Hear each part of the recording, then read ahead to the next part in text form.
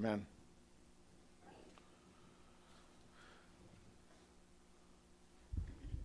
The book of Ecclesiastes, the name itself means a preacher who preaches before an assembly. It is that word that refers to an assembly that's been gathered, and you have one who is preaching before it. The author of the book is Solomon. Though not named by name, I believe the evidence is clear that Solomon is indeed the author of the book.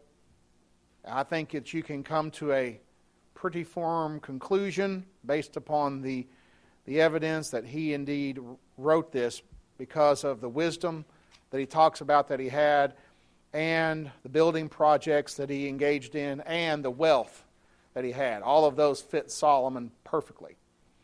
That being the case, the book was probably written about 945 BC, somewhere in that time period.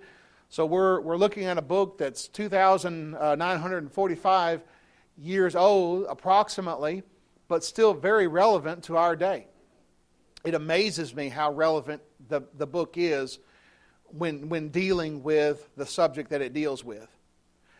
In the book, as we said last week, it is a very pessimistic book. In other words, it is a book that deals with the basic theme: life without God is completely a waste of time. You can say that various ways. The futility of life without God. Life without God is just without any purpose. I mean, those various ways to describe the theme of the book. And as far as Solomon being the author of it, it kind of struck me as the fact that this is probably Solomon writing towards the end of his life, or it could be Solomon who is, at this time when he wrote it, not right with God, but he's writing according to the Spirit of God. Can God reveal something to a wicked person, and that wicked person in the Old Testament convey something that God revealed to them? You had Pharaoh, book of Genesis. You had Nebuchadnezzar, Daniel chapter 2. He was a wicked pagan king, and God gave him a dream. Then in Daniel chapter 4, gave him another dream. Now he had to have someone interpret it. So this could be Solomon in his life coming to terms with things, and he may at this point when he wrote this, by the inspiration of the Holy Spirit, he may not have even been right with God. But he's coming around. He's realizing some things. And so you have the key phrase, under the sun, found 29 times in the book. Under the sun means what in this book? From this life, from this viewpoint of life here on earth, or from an earthly viewpoint. So just how it appears to us as life goes on. It just appears this way. So that phrase is found 29 times in the book. The key word in the book is vanity, found 35 times in the book. And vanity means what? Uselessness, futility. It just doesn't matter in the long run. Nothingness, ultimately. So when you find that phrase and that wording all throughout a book, it's not a very upbeat, joyful message. But it's not supposed to be. It's supposed to get us to look at how life is without God, no matter what you accomplish. It's going to be ultimately a waste of time. It's going to ultimately be vanity. It's going to be ultimately something that is just done under the sun if you don't have a right relationship with God. You can think of what Jesus said. What does it profit a man if he should gain the whole world and lose his own soul? And what will a man give in exchange for his soul? That's the theme of the book of Ecclesiastes. If you gain the whole world and you lose your soul in hell, vanity. Vanity. So he deals with this in the book, and he deals with this concept of understanding what it means to have all this ability to do all these things, but realizes that these things cannot fulfill ultimately. And this is a book that people need to read when they try to think in material ways and in earthly terms, that if I had just this amount of money, or if I had this type of vehicle, or if I had this, I would be ultimately fulfilled. No, you wouldn't. No, you wouldn't. You think about, well, I got all these debts to pay. If I could pay them off, I would be ultimately fulfilled. If I had millions and billions of dollars, I could be ultimately fulfilled. And Solomon says, no, without God, you wouldn't be. You wouldn't be. That's why you can come across various quotes about billionaires who are miserable. Who are miserable in their life. Because it doesn't bring happiness.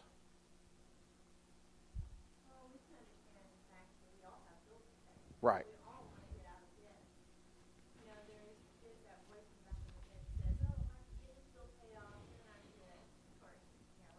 Right. Right. I mean, that's exactly right. I mean, you got debt to pay, you got bills to pay off, a mortgage to pay, or whatever it might be. Once you get that done, what then? You know, what now? I mean, there is no purpose to your life except to accumulate. Once you've accumulated, then what else is there? Well, you got to accumulate more. To keep that happiness and that high going, you got to accumulate more. And so it just, as a spiral of never-ending greed takes place. So as we started out, he talks about in verses 4 through 7 how it seems that nothing changes. Everything just kind of has always been. As he says there in verse 2, vanity of vanities, says the preacher, vanity of vanities, all is vanity. What profit has a man from all his labor in which he toils under the sun? That means from this vantage point, what's the point of life? One generation passes away, another one comes, but the earth abides forever. People born, they live, they die, and the earth's been around forever. Again, you have to look at that from under the sun concept. You can't take that verse as a verse meaning that's how it actually is, in the sense of the earth has been here forever and will be here forever, because we know the Bible teaches that it had a beginning, it was created, and it will be destroyed. The New Testament tells us that.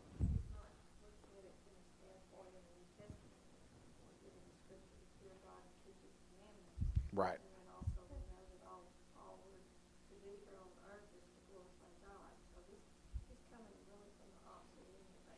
Exactly. Basically, the book is how it would be if an atheist wrote a book of the Bible. Basically.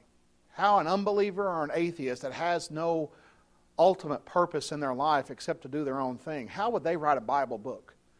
Well, it would be the book of Ecclesiastes. And there's no ultimate fulfillment.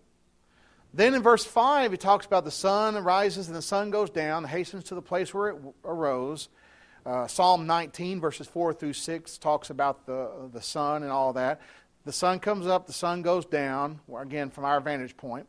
The wind goes towards the south and turns around to the north, and wind whirls about continually and comes again on its circuit. The circular nature of weather patterns. We look at this, it just seems to just go on. The seasons, one right after another. We finished winter, spring is upon us. Then it's going to get summer, and then it'll get fall. Then it'll be winter, and then it just keeps on going. Cycles. All the rivers run into the sea, yet the sea is not full. To the place from which the rivers come, they return again. That's the hydrological system. Again, scientific foreknowledge in the Bible. That there's evaporation, and then it rains upon the land, then goes into the rivers and into the sea. But there's a cycle. It just keeps going. It's a cycle. All things are full of labor, verse 8. Man cannot express it. The eye is not satisfied with seeing, nor the ear filled with hearing. Got to know more. Got to know more. It's not enough just to look at the moon. We got to go to the moon. It's not enough just to look at Mars. We got to send probes there. Okay, that's not enough. We got to go to Mars. So we're just not satisfied. And as it says in the New Testament, ever learning and never able to come to a knowledge of the truth. Always learning about nature and all these things and never able to come to the truth that there is a Creator, and that Creator is the God of the Bible. So there's that concept of no satisfaction. No satisfaction. The eye is not satisfied with seeing, nor the ear filled with hearing. So that concept there. Nothing seems to satisfy. All things are full of labor. You think about any endeavor that you engage in, it's going to be toil. Even if it's a hobby.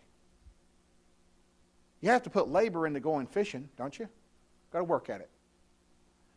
If you build model planes, you got to do it. That's labor. Everything's got labor in it. If you paint, you got to paint. That's labor. Everything has labor in it. Even if it's something that's a hobby or something you enjoy doing, there's labor in it. So there's always working going on.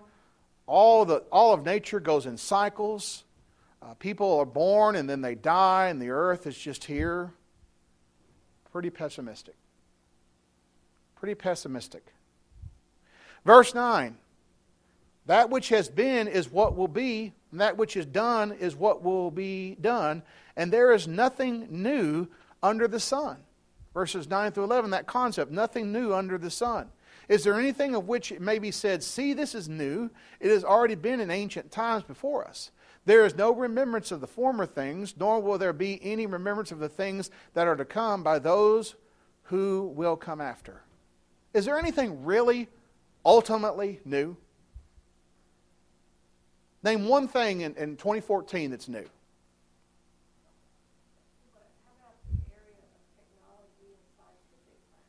Mm-hmm.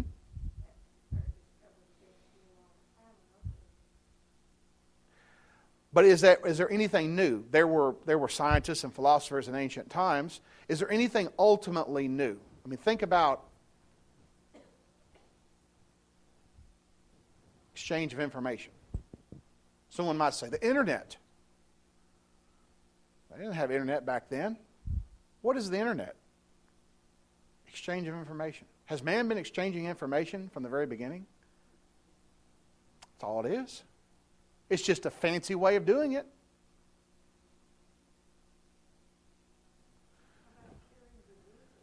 Curing diseases. But man's been doing that from ancient times. And in fact, a lot of modern day cures are a rediscovering of what was done before. So, I mean, there's advances, yes. There's advances. However, a lot of those advances are based upon ancient technology that's rediscovered. There's nothing really new. Man has the same problem he always has had, and that is sin and a need for redemption. And you look at the things of the world and the things that's going on. I mean, people say, well, what about computers and computer viruses? Oh, people didn't have to deal with that before. Has there ever been a spy in an ancient culture that sent misinformation to another nation to misdirect that nation to go to a certain place so that they could come in and invade them? That's basically a computer virus in ancient times. Misinformation. Nothing new under the sun. So you have spies and double agents and triple agents. That's nothing new. We use just fancier way of doing this. Well, you got electric lights. Well, has man been lighting their buildings from ancient times? Electricity's been here since God created it. Isaac Newton did not create electricity, or Benjamin Franklin, whoever it is, as they say. He didn't invent it. He discovered it, and we harness the use of it. So there's nothing actually new under the sun ultimately. Go ahead. They had theater. See, that's nothing new. That's a fancier way of doing it, getting it into your home, but they had theater. Mm-hmm. They had amphitheaters. They had back in even the Egyptian times, they had theaters in which the priest would reenact the conquest of a god over another god or whatever. They had theater back then. So what we have in movies is theater, just a fancier way of looking at it. So ultimately, there's nothing new under the sun. And what you have is actors on TVs or movies. You had actors and playwrights and things back in the time of Shakespeare. Back in the time of the New Testament, you had the amphitheaters. People would go down there and see people on stages. They had special effects back then. You ought to watch some of these documentaries about the special effects the ancient Romans had when they had lowering the stages, and then they had the stages come up, and they would have smoke come up, and then they would have people from ropes that would swoop in. They had special effects. Now we have it on a fancier level. See, nothing's new under the sun. And probably it goes really boils down to really what you said, and that is basically the way I pictured it is him just kind of staring out a window. The seasons just keep changing. People are doing the same thing. Everything just keeps evolving. Nothing's changing. People, whether technology is changing or not, Right. people are not. It's the same old thing. Right. Over and over and over. You can just picture it again, looking at how TV would picture it. Here's a man looking out the window, and in fast motion, the seasons coming and going, and he's just standing there watching it. Seasons come and go. Buildings come and go. But the earth remains forever from that vantage point. It's just, there's nothing new under the sun. That's why engineers and architects wonder in amazement of how the ancients built what they built. They can't figure out how they built the pyramids to this very day. Why? Because that technology's been lost. We're just now starting to rediscover some of that stuff. So a lot of the modern day 20th and 21st century discoveries are basically rediscovering what has been lost. It has already been from ancient times before us, verse 10. It says, there is no remembrance of the former things. That goes back. How did they do that? How did they move those massive stones? I remember when they were going to, in one part of Egypt, they were going to build a dam, and they were going to dam up a part of I don't know if it was the Nile or another river in that area. And they had some ancient statues there, Egyptian statues, massive, colossal statues. And they didn't want to ruin it by flooding it with water. It would be underwater if they left them there. So the engineers tried to come up with, we got to move these. And you know, with modern day technology, they had a tremendous amount of trouble trying to move them because they were so heavy, thousands of tons. And so here we are, modern man, trying to figure out how to move these, and ancient man did it without all the modern technology that we have. So again, where'd that technology go? We must have lost it. Well, I think modern men and women have, because of all the technology and everything, they're not as strong. Right. Their minds aren't as strong as they were. Right. Exactly. I mean, we've lost a lot in some of the modern day technology. What are some of the more popular books that are coming out about home remedies? You know, things that worked. They found out that they work as far as medicines and such. And so they're going back to some of those old ways of doing things. Things that didn't make sense to the scientists at the time. But now they've done some research. They figured it out. It does work. So it kind of goes in, it's the whole concept of cycles. goes round and round, where the earth revolves around and round, abides forever. The sun goes up and down. Its sun rises and sets. The winds go round and round. The rivers and the lakes and the oceans, they go round. They swirl around. And there's nothing new under the sun. Nations rise, nations fall. It may be time for this nation to fall. And we just got to be ready for it. Verse 10, is there anything of which it may be said, see, this is new. It has already been in ancient times before us. I mean, you look back on some of the ancient and their people and their wickedness, they were pretty wicked the way we are wicked today in the things that man wants to do today. Nothing new under the sun. Verse 11, there is no remembrance of former things, nor will there be of any of the remembrance of the things which are to come by those who will come after. If it wasn't for the writings of the Bible and other historical writings, some things would be lost forever. I mean, if we didn't have the Bible, we would not know where we came from and why we're here and where we're going. So any questions or comments about that before we go any further? Mm-hmm.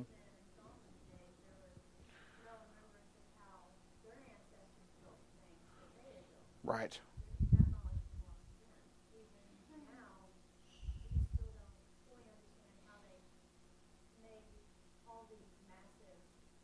Right.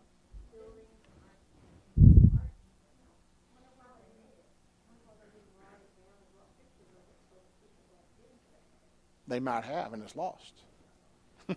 That's the thing. Some of it gets lost. And think about the technology. How far advanced was the technology before the flood? I mean, we don't know. That world was destroyed. There may have been some pretty good advancements. I mean, you think about an Einstein that could live 700 or 800 years. What he could do in his life if he could live for centuries. And there might have been some pretty big advancements, but all that was destroyed. And man had to start all over with Noah and his family. By the way, I've heard reviews of that movie, and it is so outlandish. Noah. It is so outlandish that you'd be better off watching Captain America. Captain America might be more biblical than the movie Noah. It just came out. I know some preachers that have written reviews about it, and it's like a combination of Lord of the Rings and The Hobbit. It's so ridiculous.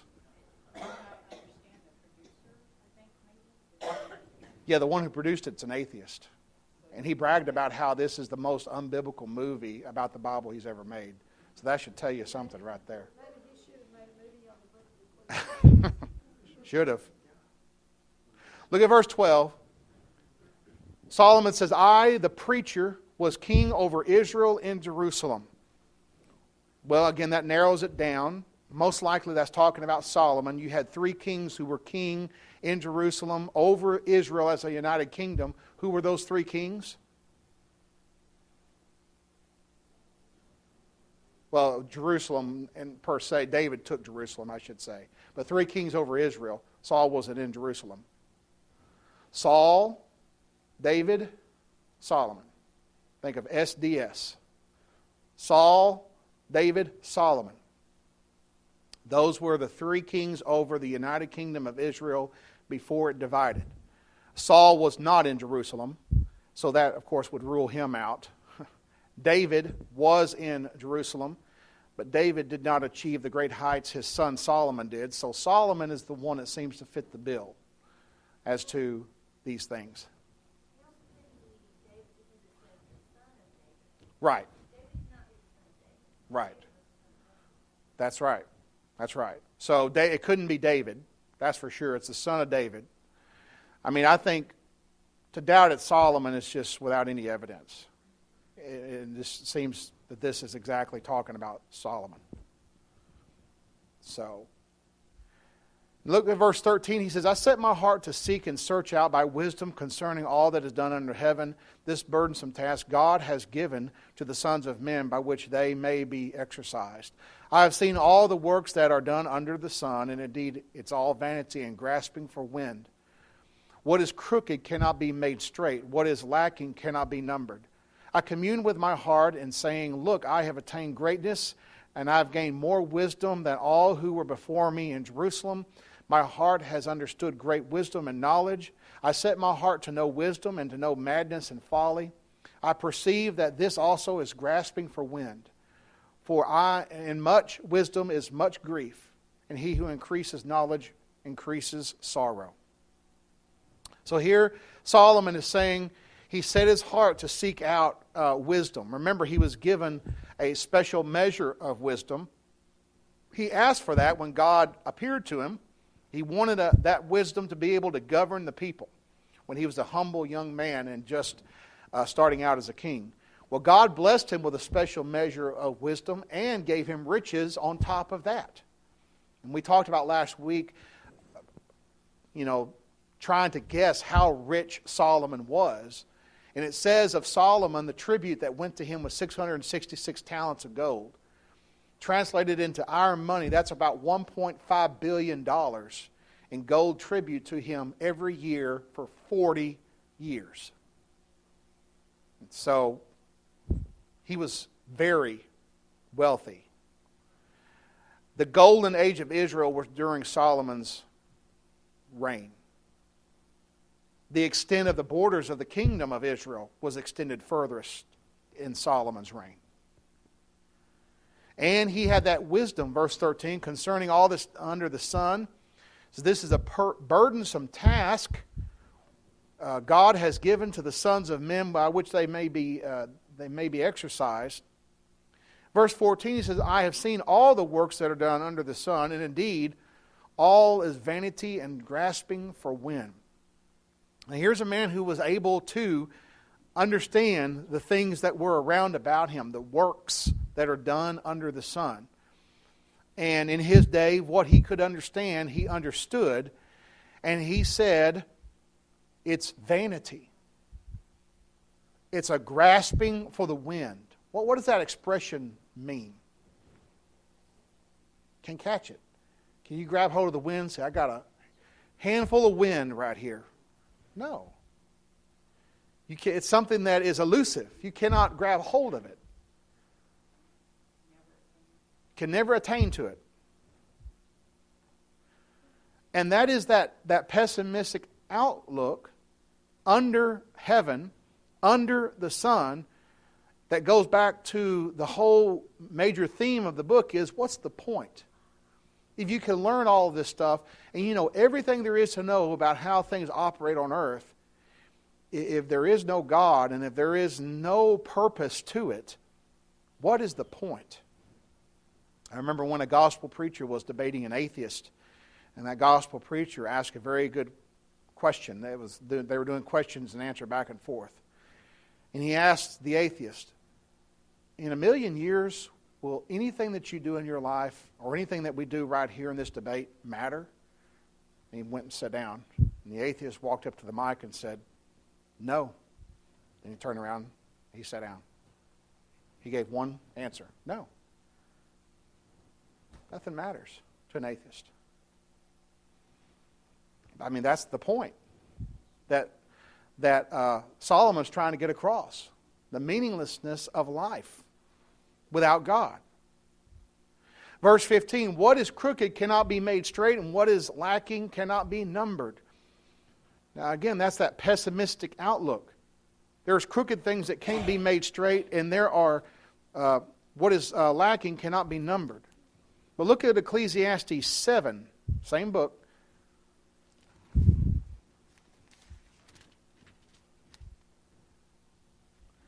Verse 13, consider the work of God, for who can straighten what he has made crooked? So you have that concept of the work of God, what he has straightened. Can you make that crooked? No. No. What he has straightened cannot be made crooked. So there are certain things that are unalterable. Verse 15.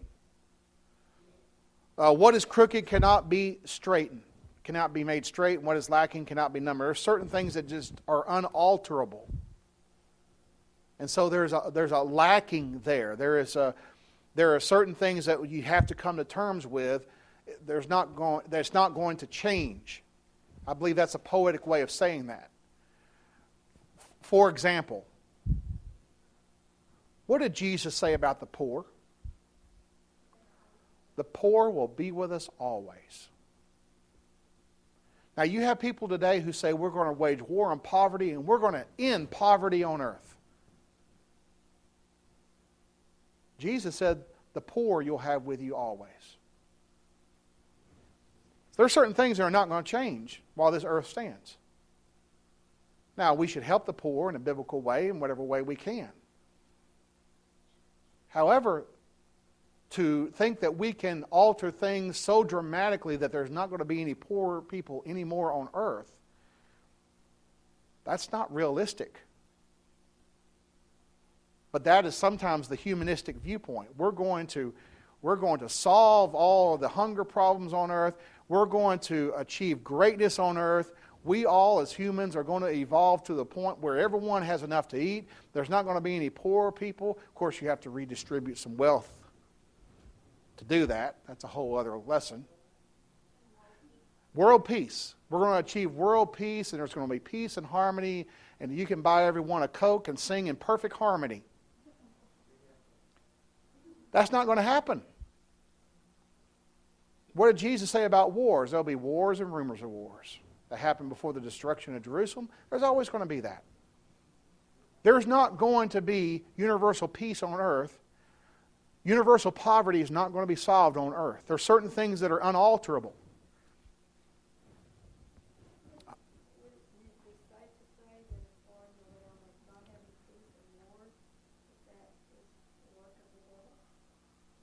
That the devil is behind it ultimately? I would think so. I would think that's true. I mean, that's why we have wars, because of evil, things like that. That's why there's hunger on earth and poverty, because of the curse. That goes back to Adam and Eve and their sin. Did I see somebody's hand up over here? I just had a...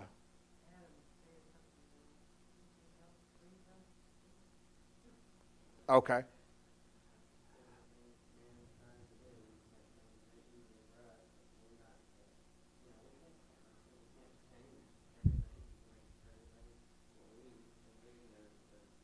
Right.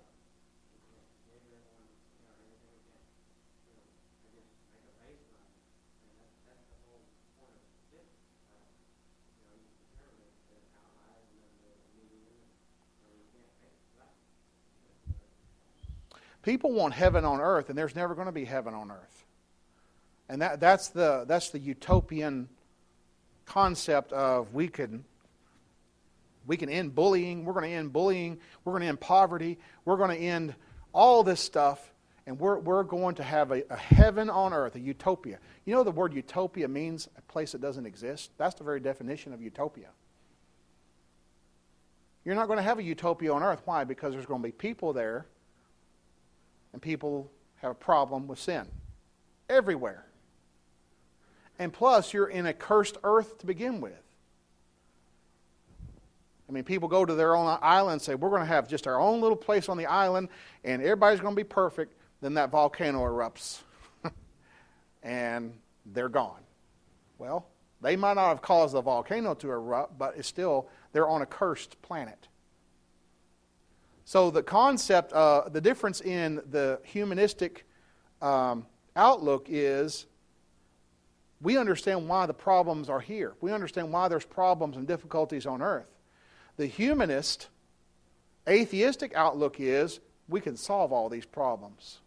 We don't have to look to some sort of being in the sky to help us. We can do it ourselves. And that's the whole concept behind atheism, and you make your own heaven here on earth. And that's just not going to happen. The crooked cannot be made straight, and what is lacking cannot be numbered. The only thing we can really do is work out our own salvation with fear and trembling and help others do the same. Philippians 2:12. That's the only thing we can do. Even with those who are around you, the best you can do is encourage them to live faithfully. You can't live faithfully for anyone else but yourself. So there are certain things crooked that cannot be made straight, and what is lacking cannot be numbered. Then he says in verse 16, I communed with my heart, saying, look, I have attained greatness and have gained more wisdom than all who were before me in Jerusalem. 1 Kings 3:12 and 13. God told him he would bless him with wisdom. My heart has understood great wisdom and knowledge. I set my heart to know wisdom and know madness and folly. So he was studying wisdom. He was studying that which would be considered madness and folly. And he says, I perceive that this also is a grasping for the wind. Obtaining all of this knowledge and knowing what you can know, understanding things that would be considered madness and folly, understanding all of those things, it's ultimately like grasping for the wind. What good is it to know all that if there is no God? And in verse 18, he kind of gives the reason why. For in much wisdom is much grief. And he who increases knowledge increases sorrow. Look at Ecclesiastes 12.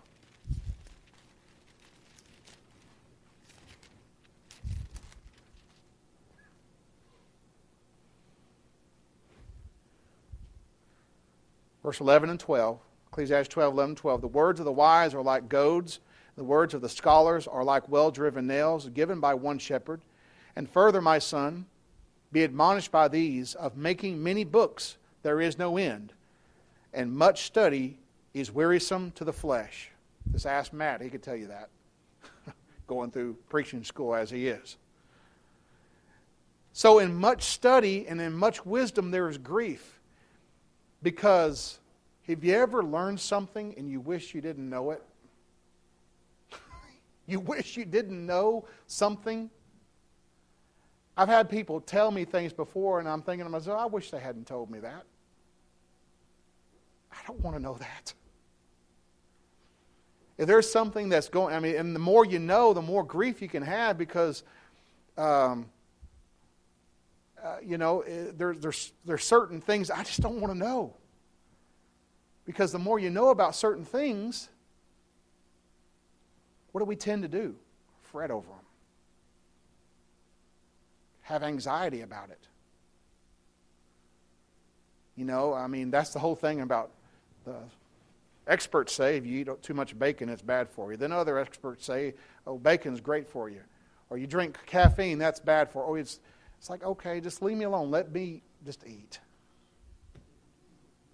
They just said recently saturated fats are not as bad as they thought. You hear that one? The researchers have said that. Saturated fats are not as bad as they thought. Yeah, eggs used to be really bad. Now eggs are good for you. Butter. It's like, just let me, I don't want to know.